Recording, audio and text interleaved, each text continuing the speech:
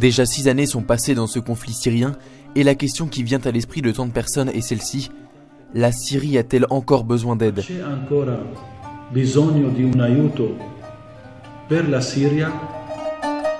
L'interrogation du père Ibrahim Al-Sabah, curé franciscain d'Alep, résonne au fond des cœurs et se confronte avec le désir de pouvoir se dire que non, il n'y a pas besoin d'aide, mais la réalité nous dit tout autre chose.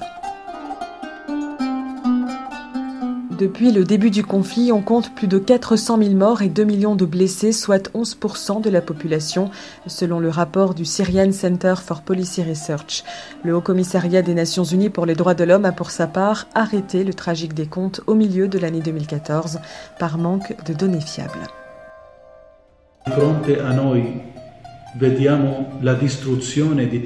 Devant nous, nous voyons la destruction de nombreuses églises et bâtiments, de nombreuses maisons dans différentes zones. Ici, à Alep, nous continuons à souffrir du manque d'eau et d'électricité. Le chômage est presque total, car il n'y a pas de travail. La souffrance est énorme. La disoccupazione è quasi totale, perché non c'è lavoro. À Alep, les chrétiens sont passés de 300 000 à moins de 40 000 personnes. Garder vivante l'espérance dans un tel contexte est vraiment difficile et en même temps très important. C'est ce qu'a déclaré le cardinal Leonardo Sandri dans son message pour la collecte du Vendredi Saint. Espérance que la présence de l'Église aide à ne pas perdre. Depuis le début de la crise, l'Église est allée de l'avant et a commencé à aider les personnes nécessiteuses. D'abord avec les services humanitaires de secours et d'aide, et ensuite avec un service spirituel qui n'a jamais manqué. E poi anche con il servizio spirituale che non ha mancato mai.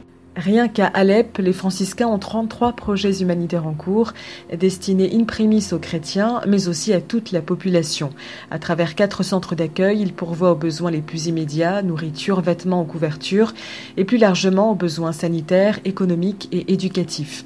La custodie de Terre Sainte est présente en divers endroits de la Syrie depuis le XIIIe siècle et a décidé de rester, même sous les bombes. La situation des chrétiens est d'un côté une situation de souffrance, et de l'autre c'est l'attente, dans le sens où ils attendent et désirent avec toute leur force que la guerre finisse, que la paix revienne. Et en même temps, c'est aussi malgré tout une situation d'espérance.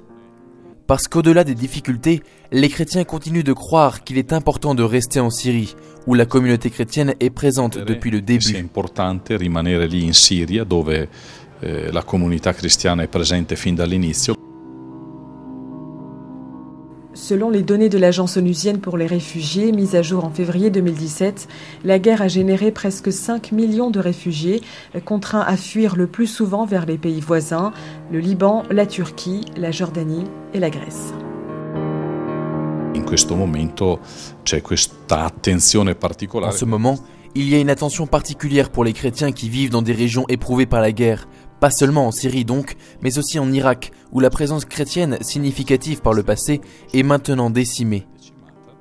Là aussi, des aides sont nécessaires pour aider les chrétiens qui y vivent comme réfugiés. Vivono come profughi.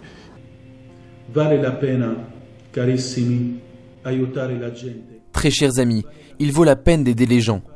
Cela en vaut la peine aujourd'hui, spécialement dans cette collecte annuelle du Vendredi Saint. Nous continuons et nous continuerons à prier pour vous tous. Continuiamo e continueremo a pregare per tutti voi.